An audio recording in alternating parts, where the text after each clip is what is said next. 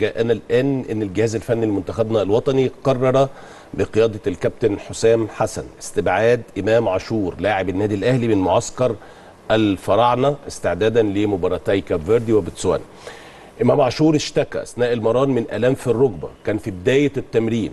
فضل الجهاز الفني بالتنسيق مع الدكتور أبو العيلة إراحة اللاعب وإعفائه من المعسكر نهائي حتى لا تتفاقم الإصابة. الكشف الطبي المبدئي أكد أن إمام عاشور يحتاج لمدة من 4 ل5 أيام فقط لاستعادة جاهزيته، ولكن الجهاز الفني فضل إراحة اللاعب وإعفائه من المعسكر.